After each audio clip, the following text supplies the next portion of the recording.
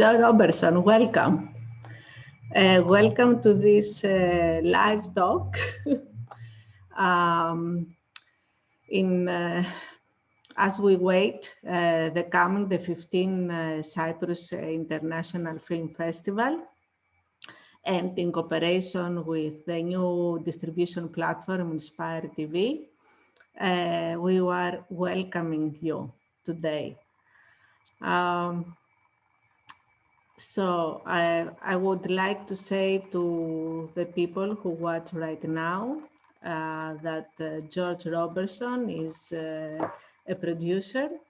He participated in Cyprus International Film Festival some years ago with his first feature film, 𝘄𝗄𝗄𝗃. And since then, he's also a member of the jury for the 𝘂𝗶𝗱𝗁𝗃 Awards for the first shown filmmakers with their first feature film. And we are very, very excited and happy that with his second feature film, José, he won several awards, and the most important, the 𝘂𝗶𝗱𝗁𝗀 at Venice Film Festival.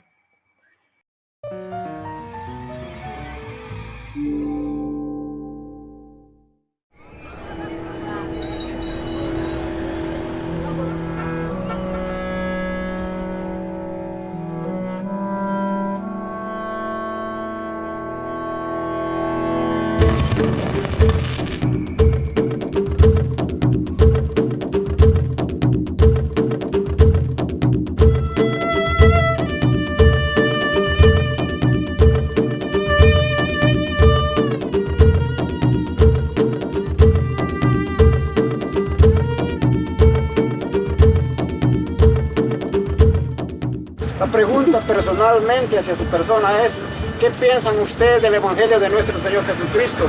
Veamos lo que la palabra de Dios nos dice en su palabra. Dice que Dios ama al pecador, pero no ama.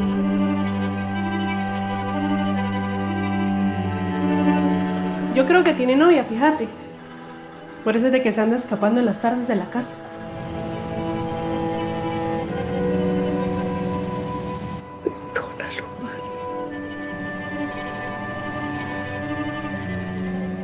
Ten misericordia.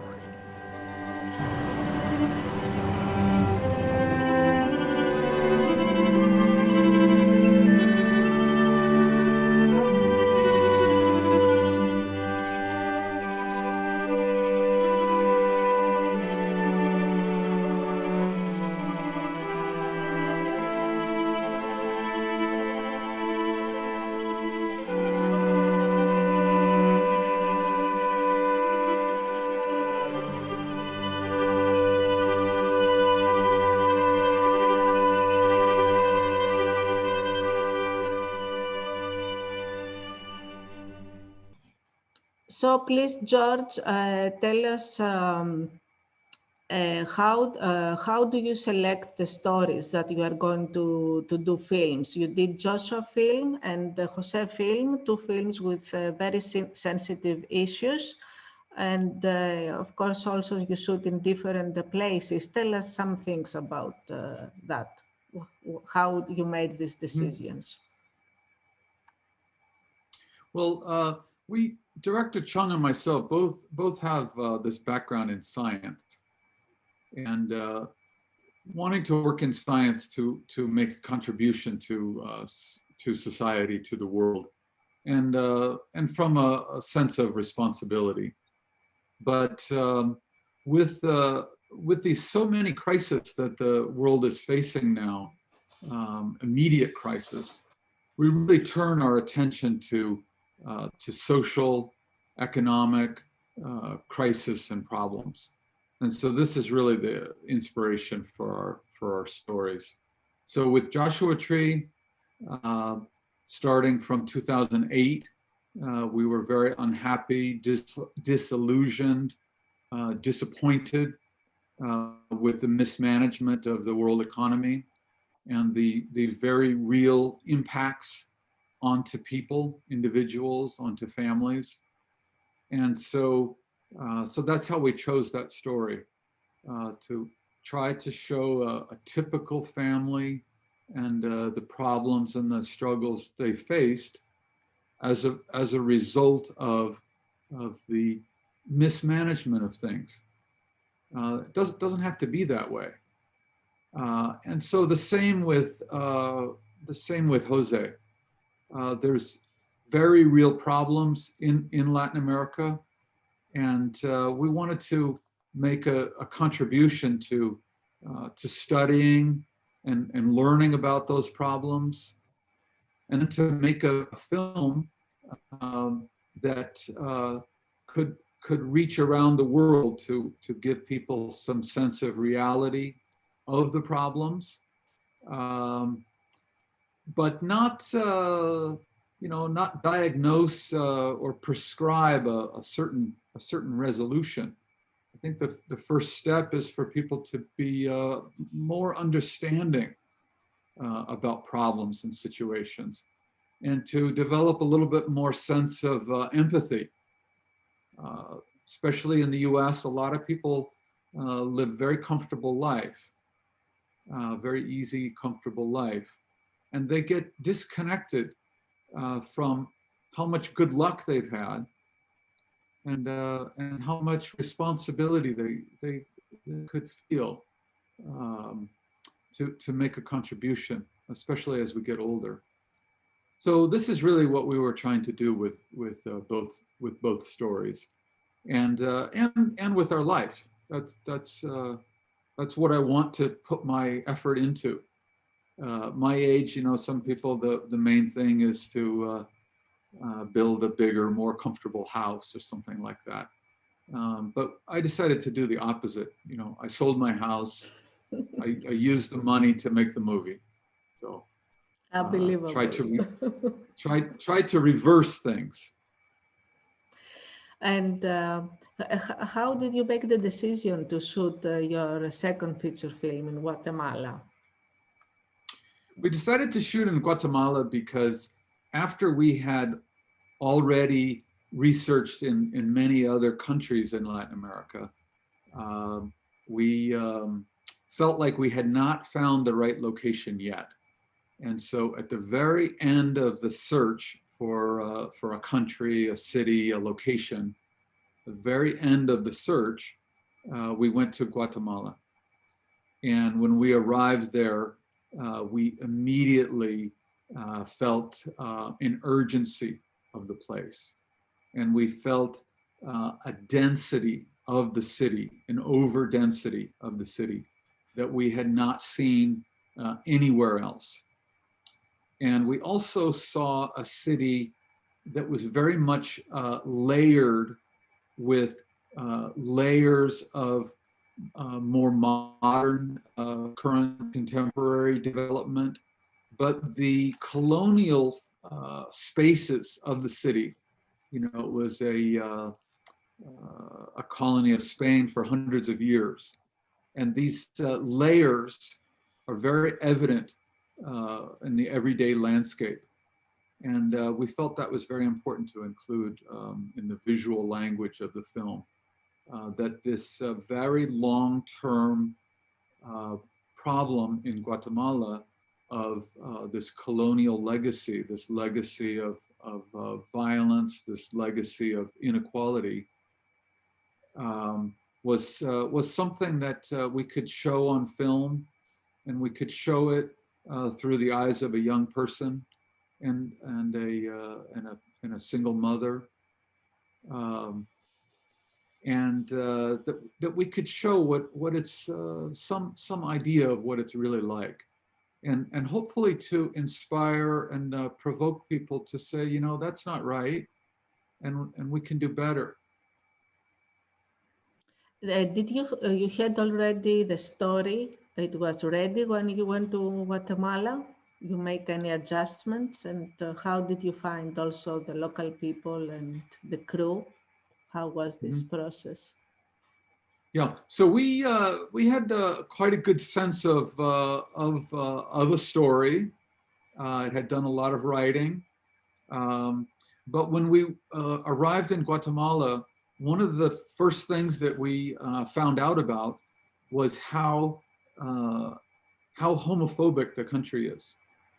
And you know, I have a science background as an urban researcher, and so one of the things I did was I saw about this very prevalent homophobia there. So I did some research, and I found out that in all of the Western Hemisphere, it's really one of the two most homophobic countries in all of the Americas. You know, dozens and dozens of countries. And so we felt like, you know, we should do something. This is such a young country. Half of the people are age 19 or less. That's why we have our Jose as 19 years old, because half of the people are older than him and half are younger than him. And we feel like that there can be a hope in this younger half of the population that things can be different. And so adding this LGBT aspect to the story was added late in the idea, but it was added. So it works both directly because it's a problem for LGBT people, of course, but it is a small percentage of the people. But it's also really a metaphor for the larger struggles in society of many, many different types of minority groups and underprivileged groups. And it's also one of the most dangerous places in the world for children, violence against children, and also for violence against women. And so these are some of the other things that we try to show in the film. And so the LGBT aspect was added quite late to the story, and it's works in an important way as a metaphor for many different groups of underprivileged and minority, underrepresented people, including migrants, old people, young people, women. And you start to add these minority groups up, it's actually the majority of people.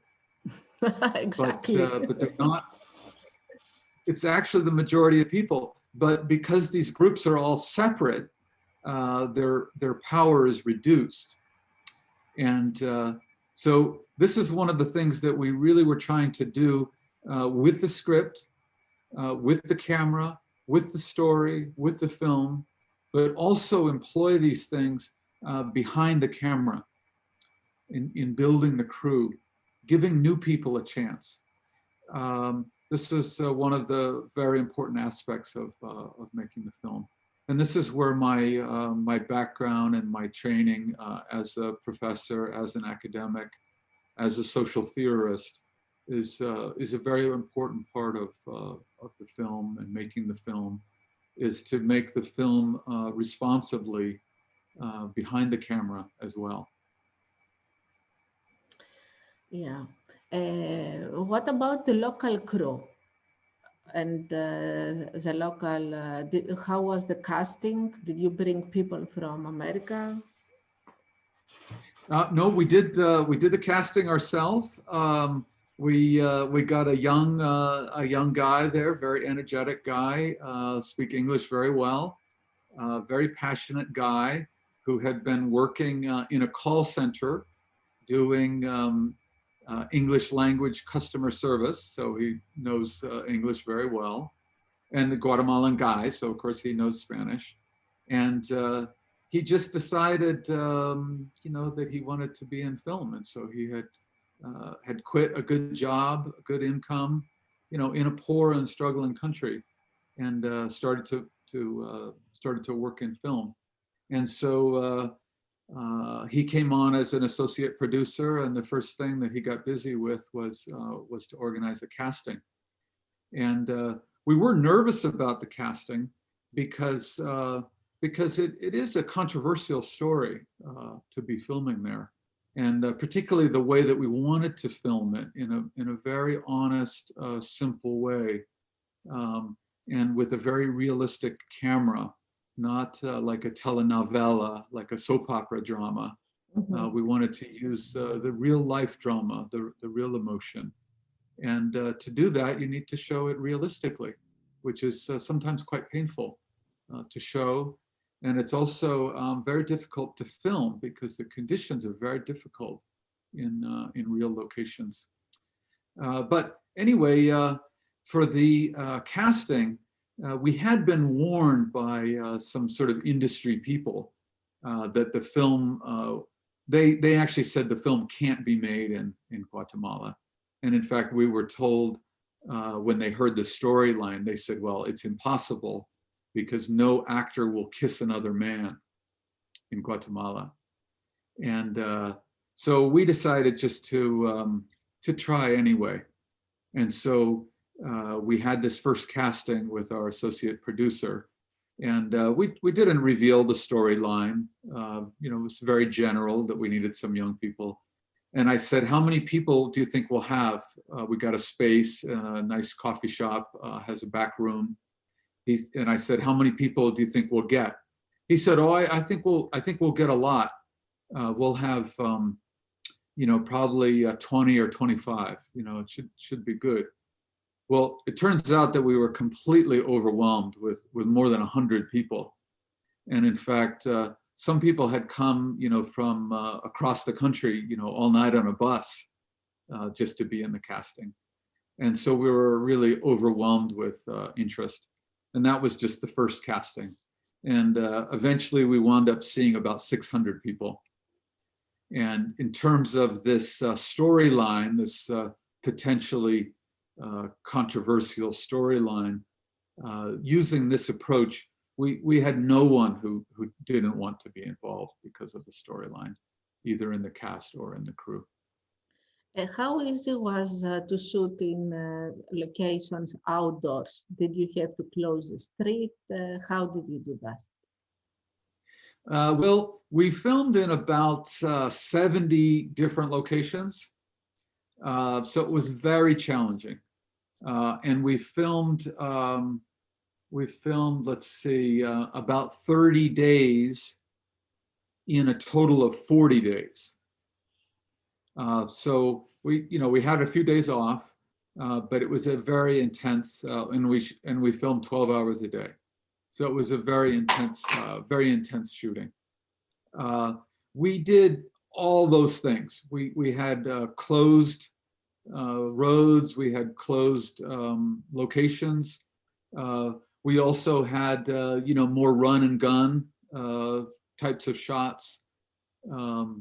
The single most important location is the Jose's house location. And a lot of the scenes take place there at night. And so we filmed there for 8 nights, all night, 8 nights in a row, starting in the afternoon, and then everyone would be dropped off back at home at 7 or 8 in the morning. So it was very, very difficult. And Guatemala is one of the most dangerous countries in the world for violence, for robberies, for armed robberies, for homicide. And so the government was very, very supportive of the film and supplied us with police and with guards everywhere we went. They really just joined in like members of the crew. And we would have, we would have transportation for all of the crew. Van would go around and pick everyone up at home, and then of course feed everyone, and then take them back home at the end of the day. But we would also pick up our police, and they would eat with us, and they, they appear in some of the scenes, and even had the camera in the back of their truck once.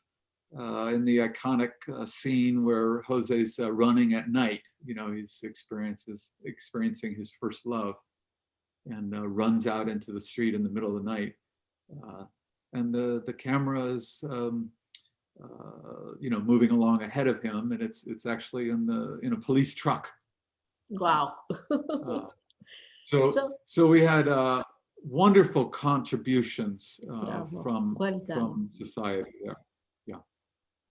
They were fascinated. They were seduced from your aura.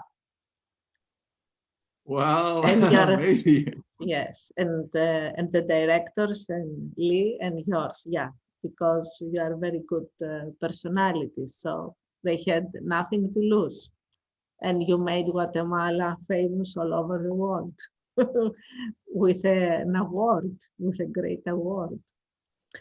How easy is, I assume it was easier for you to find distribution for the second feature film. But what is your opinion and your advice for the first shown filmmakers? Maybe they have to try to do self-distribution first, and how useful it would be for them. Yes, so we had our first film world premiere at CYIFF, and had a great experience there. Won a small award, an editing award, and we learned a lot. And one thing that we learned right there was that if you want people to see that first film, if you have it at Cannes, or you have your first film at Berlin or Venice, you know, then a distributor is going to distribute it for you somehow. But almost all the other films, including our first film, 𝘄𝗄𝘄𝗃, you need to distribute it yourself. And so in 2014, there were much less opportunities to distribute it yourself. But that's what we did with 𝘄𝗄𝘄𝗃. And now in the last few years, and particularly in recent months, with the closing of theaters and the begin to have these kind of Zoom meetings like we're having now, and discussions and Q&A, some film festivals online. You know, now the potential of this has really exploded. And so I think that what you're doing with 𝘂𝗶𝘁𝗄𝗃 TV is very, very smart and savvy, and you're going to be adding this to your really to your family of filmmakers, and to your family of the two festivals, and then can grow and branch out from there.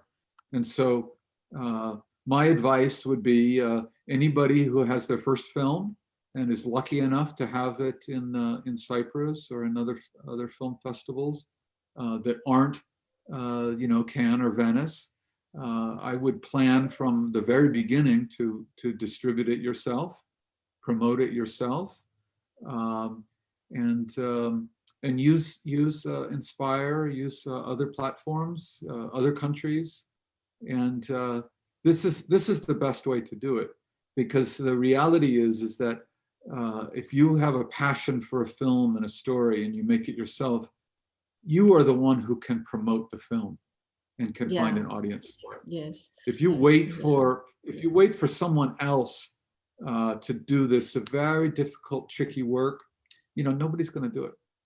Yeah, and they need also money. You have to spend money to the distributor. The distributor doesn't pay by himself the promotional expenses of the film, right? Am I right? Well, yeah. So with when a distributor takes on a film, there's a lot of different models, and I'll be honest, you know, some of them are not honest models, and so for a first-time filmmaker like we were 6 years ago, it's a very difficult, confusing task getting started, and so some distributions require you to put a lot of money up front yourself. Some you don't have to pay any money up front, but they don't pay you any money either. Then it's only dependent on if the film starts selling. So there's many different formulas and models, and people really want to pick up one of these. There's a few good ones. There's self-distribution books, and I don't have a title to recommend, but I would just get something that's brand new, because it's constantly changing. Yeah. But But the film directors, the film festival directors are really the ones who can help and give some advice on this. And that's why you're in a very good position connecting the self-distribution, the filmmakers, the first-time film festival, 2 different countries. You know, there's a lot of synergy there. So I think it's a very good concept. Thank you. Some people were insisting to enter our conversation. So, and there were also some of them that were in the previous conversation. So what is your next step for your next project? What kind of collaboration you are looking for? Mm-hmm. Well, the next the next thing that we're working on the script, several scripts. So we'll keep developing the scripts, but we'll perhaps very likely do something new this time, which is to bring in another writer to help. And there's different ways that another writer could work. Perhaps a young person just getting started, very creative, very energetic, that could work with myself and director Cheng. Maybe somebody more mid-level, it's already done some films, or maybe somebody that's quite experienced. But so that's one of the things that we're looking for.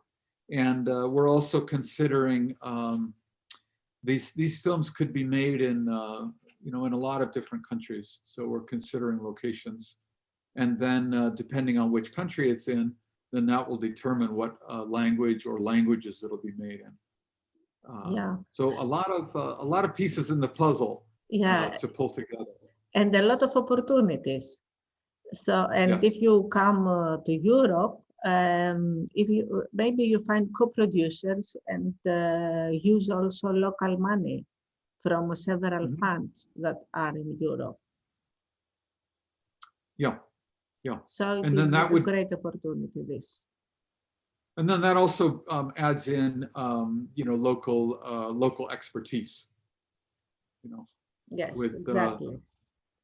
With Guatemala, we had a lot of experience with Latin America generally, but we absolutely needed very good, energetic people in the country, knew the country, because I don't think we would ever bring in outside people to do a project. I think we would always work with local people. Okay, if you want to make a question to George Roberson, you can write it at the chat, and I'm going to transfer this to him. I have one more question for you, George.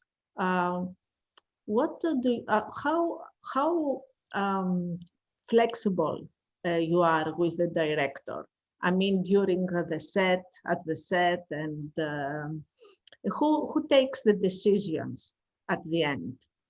The director or you? Because I find you very dynamic in the whole process of shooting and filmmaking.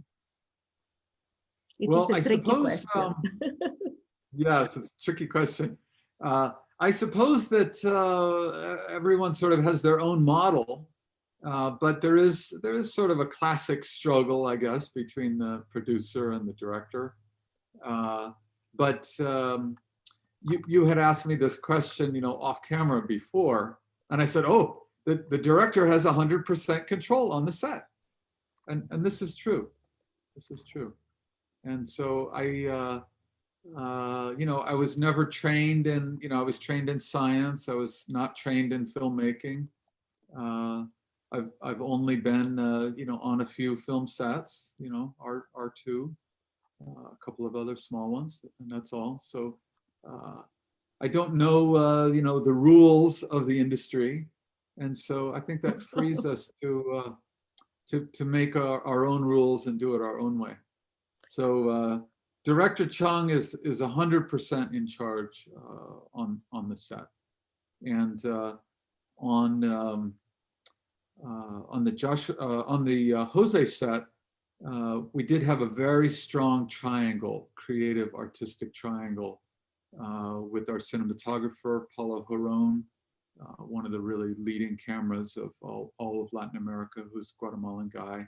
And we were very lucky that he just happened to be back living in Guatemala at the moment that we were going to be filming, because he had been living in Buenos Aires and other countries all over Latin America. And so Director Cheng decided that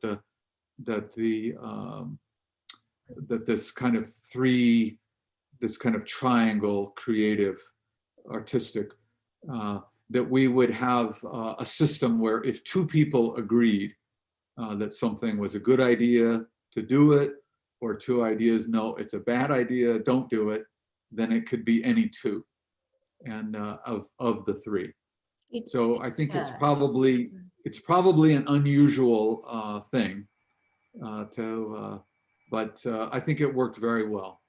And yeah, so for me, I think some producers are sort of back in the office, dealing with the money, that kind of thing. But I was doing that at night and on the weekend or something, because I was always I was actually assistant camera.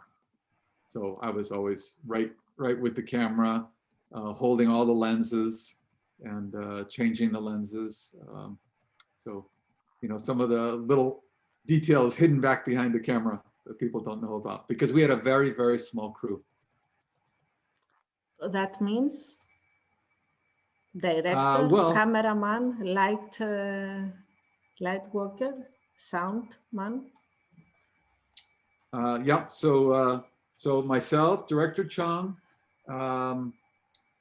camera, and then we had an associate producer, an assistant producer, assistant director, a location manager, and a location sound.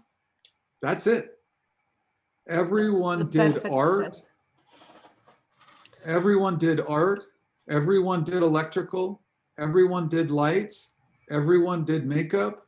Everyone did costumes. Everyone pitched in and worked on everything. And it was the only way to make the movie, because we have these very small locations. There's no place for 50 people, For 50, yeah. And you told us also sometimes you were up to 100 persons. So our time is gone. Thank you very much, George Roberson, for joining us to this Inspire Live talks just before the Cyprus International Film Festival. And I don't see any question from the people here.